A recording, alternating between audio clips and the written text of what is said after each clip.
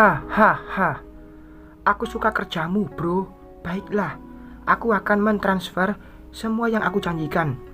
Dia tertawa senang, duduk di sofa ruang tengah, berbicara di ponsel. Suara tawanya mengalahkan suara televisi yang menyala. Baru kali ini, aku melihat dia sesenang itu. Sambil meneguk minuman kaleng di tangannya, dia terus berbicara, dan entah dengan siapa. Aku lewat di sampingnya, ingin mengambil minuman jus kotak dingin di kulkas. Aku tidak ingin mengganggunya, karena dia seperti sedang senang. Lani, aku membalikkan badan setelah mendengar dia memanggilku. Posisiku di depan kulkas. Yah, jawabku sambil membawa jus dingin kotak dan melangkah mendekatinya. Duduk, ditanya. Aku duduk di sampingnya sambil meneguk jus kotak di tanganku. Ada apa? Tanyaku, menatap televisi yang menyala. Dia mengambil remote televisi di meja di depannya, serta mematikan televisi hingga suasana menjadi hening. Nanti, Donna akan mencoba mendekatimu dan merayu agar menikah secepatnya dengan Rio. Aku minta kamu menuruti permainanku. Aku ingin semua keputusan tentang kehidupan pernikahanmu yang diminta Donna kamu arahkan kepadaku, jelasnya, yang membuatku bertanya. Aku masih belum mengerti maksudmu, ucapku, memalingkan wajah menatapnya. Dia meneguk lagi minuman kaleng di tangannya. Perusahaan Rio pasti bangkrut setelah terjadi kebakaran, jawabnya. Apa? Perusahaan Rio terbakar? Tanyaku, seakan kurang yakin. Aku sudah katakan dengan jelas, aku mau kamu jangan mengemukakan perasaanmu terhadap Rio di permainan kali ini. Apakah kamu yang melakukan semua itu? Tanyaku, dengan mata belum beralih darinya. Dia tersenyum dan bangkit dari duduknya. Turuti saja apa yang aku katakan. Aku sudah tidak sabaran ingin melihat Donna bertekuk lutut di hadapanku, katanya, berlalu meninggalkanku, terdiam duduk di sofa ini. Ini pasti ulahnya. Dia melakukan rencana sebesar ini karena dendamnya yang begitu dalam terhadap Donna. Dengan membuat Rio bangkrut, Donna juga pasti bangkrut karena sumber uangnya hanya dari perusahaan Rio. Sejenak aku teringat saat Donna menjualku kepada Bayu dengan permainannya. Uang hasil menjualku digunakan untuk biaya Rio kuliah di Malaysia. Aku merasa senang dengan perbuatannya kali ini. Donna harus mendapatkan balasan. Ponselku berdering. Ada nama Bayu tertera di layar ponsel. Segera ku tempelkan benda pipi itu ke daun telingaku. Yah, Mas Bayu, jawabku di ponsel. Lani, aku sudah resmi bercerai dengan Mila, jawab Bayu di ponsel. Cepat sekali, Mas. Ya, karena kesalahan Mila, semuanya menjadi lancar. Aku senang mendengarnya, jawabku. Aku akan menemui tantemu untuk menyerahkan bukti surat perceraianku. Tanteku pasti akan senang. Sebaiknya Mas Bayu hubungi saja tanteku, karena aku sedang di luar, jawabku mencari alasan. Aku belum tahu keputusannya tentang Bayu. Biarlah mereka langsung berbicara. Baiklah. Oh ya, Lan, Mila sekarang di rumah sakit jiwa, kata Bayu yang membuatku sangat terkejut. Kenapa Mila bisa di sana, Mas? Tanyaku. Dari yang aku dengar, setelah aku meminta tanda tangannya untuk surat cerai, dia semakin bertingkah aneh dan di luar wajar, jawab Bayu. Dia benar. Jika Bayu menceraikan Mila, akan semakin membuat Mila tersiksa di penjara. Satu lawan sudah tumbang. Sekarang tinggal satu lagi, yaitu lawan yang paling besar, Donna. Aku turut prihatin, Mas, jawabku basa-basi. Mila tidak pantas diprihatinkan, Lan. Mamaku tidak akan pernah aku maafkan. Baru sekarang Bayu merasakan pedihnya setelah ibunya meninggal akibat wanita yang selama ini selalu baik di matanya, Seharusnya dia berpikir, kenapa ibunya tidak merestui hubungannya dengan Mila. Dia dibutakan nafsu dan pelet Mila. Aku yakin sekarang Mila tidak main pelet lagi. Makanya dia melakukan kejahatan. Penyesalan Bayu tidak ada gunanya. Nasi sudah menjadi bubur. Ibunya korban dari semua ini, termasuk aku. Non Lani, ada tamu, ucap pembantu rumah ini. Mas, aku menerima tamu dulu, ucapku. Ingin menutup pembicaraan di ponsel. Siapa Lan? Tanya Bayu. Tidak tahu. Mungkin rekan bisnis tanteku, jawabku. Baiklah, aku akan secepatnya menemui tantemu. Aku sangat merindukanmu, Lan. Aku juga, Mas, jawabku berbohong. Pembicaraan dengan Bayu kuakhiri. Siapa, Bi? Tanyaku ke pembantu. Yang pernah kesini dulu, Non, jawab pembantu.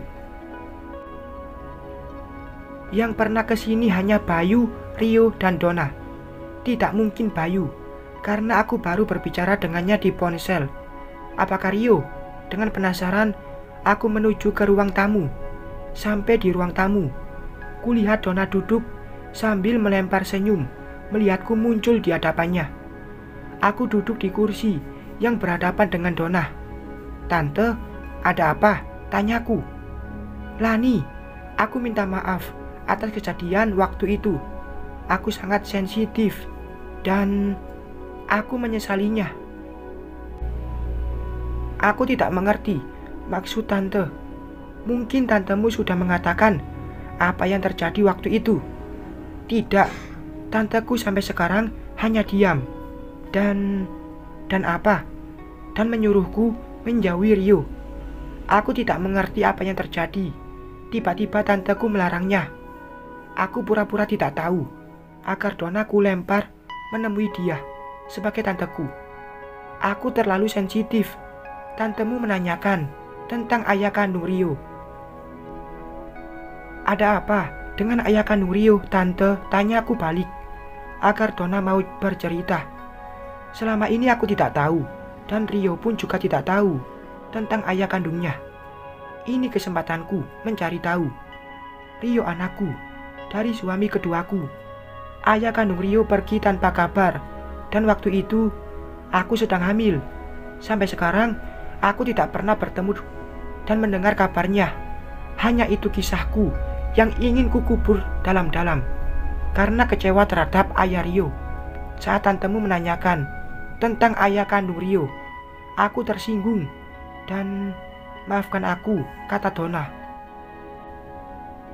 Aku tidak tahu apakah Donna jujur atau mengarang cerita. Kenapa dia menanyakan asal-usul ayah kandung Rio kepada Donna?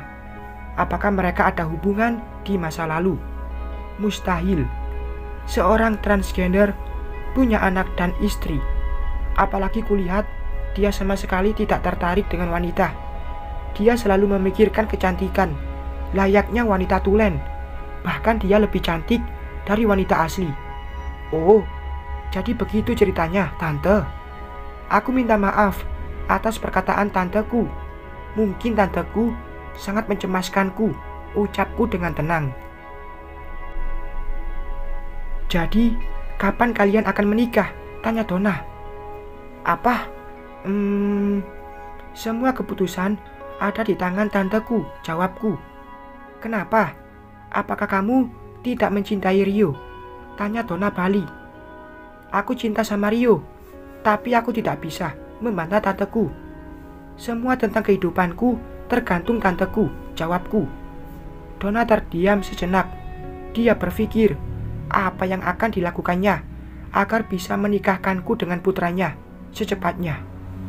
Aku tahu isi pikirannya sekarang karena sesuai dengan yang dia katakan tentang Donna. Bisa aku bertemu tantemu? Tanya Donna setelah terdiam sesaat. Aku coba lihat ke kamar tanteku dulu. Tante, jawabku, bangkit dan berlalu dari hadapan Donna. Aku menuju ke kamarnya. Sesuai dengan yang dikatakannya, aku harus mengarahkan Donna kepadanya. Aku juga tidak sabaran ingin melihat bagaimana Donna merendahkan dirinya demi harta dan putranya. Tok, tok, tok. Aku mengetok pintu kamarnya. Masuk, katanya dari dalam, yang terdengar di telingaku. Aku membuka pintu kamarnya dan masuk. Donna sudah datang, tanyanya, sambil mencukur bulu kakinya dengan krim. Dia hanya memakai pakaian saja. Aku tertegun melihat badannya. Aku sangat yakin dia sudah operasi. Badannya sangat bagus, layaknya wanita tulen, putih dan mulus.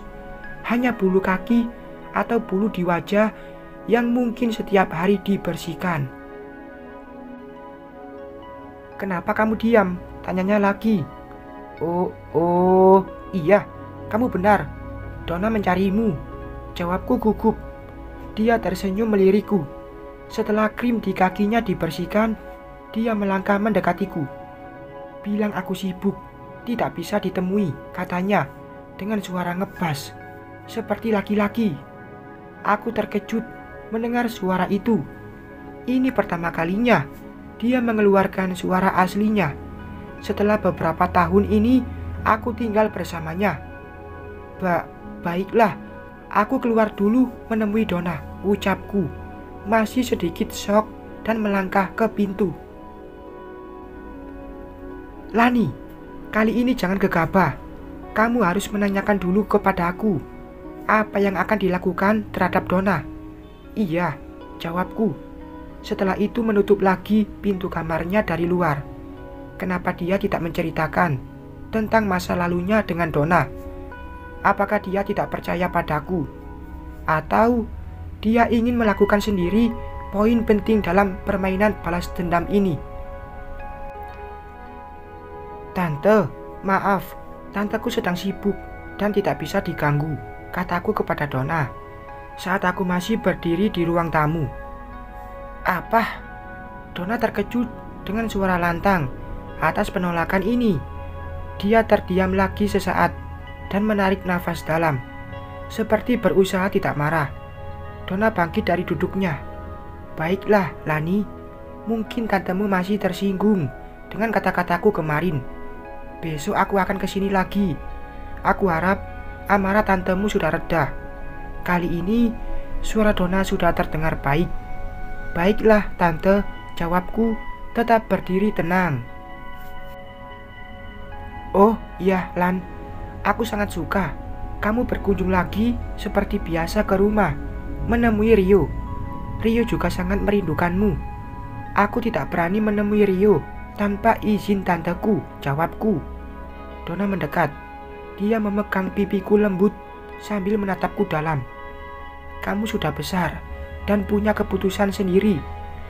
Kalau kamu mencoba melawan tantemu sekali-sekali untuk mempertahankan putraku, aku akan mendukungmu dan melakukan apapun agar kamu dan Rio bahagia. Aku janji," kata Donna. Sifat asli Donna sudah mulai tampak. Sedikit demi sedikit, aku akan membalas Donna tanpa bertanya dulu kepada dia yang menyelamatkanku. Hanya sedikit, tapi pasti. Kata-kata tante akan kupertimbangkan. "Terima kasih telah merestui hubunganku dengan Rio," jawabku, seperti memihak kepadanya. Donna tersenyum dan melangkah ke pintu. Setelah kupastikan Donna meninggalkan rumah ini, aku menutup pintu sambil tersenyum puas. Donna dalam genggamanku. "Bof, Donna, brengsek." Aku memukul setir mobil sambil melaju pulang. Bisa-bisanya dia menolakku. Aku, Donna, tidak akan menerima dengan semua ini. "Awas kamu, Maria. Akan kubalas penghinaan ini. Aku akan menggunakan Lani sebagai senjataku. Gadis itu pasti akan dibutakan cintanya terhadap putraku. Aku akan menghasut Lani agar menentang tantenya, dan aku bisa menguras uang Lani meskipun dia belum menikah dengan Rio," gumamku sendiri. Kemana lagi aku akan mendapatkan uang? Bayu sudah marah dan Mila di rumah sakit jiwa. Hanya Lani dan Maria sumber uang yang tampak saat ini. Besok aku akan menemui Maria lagi dan meminta maaf. meskipun sedikit merendahkan diriku. Terpaksa aku lakukan semua ini, semua demi uang. Bersambung.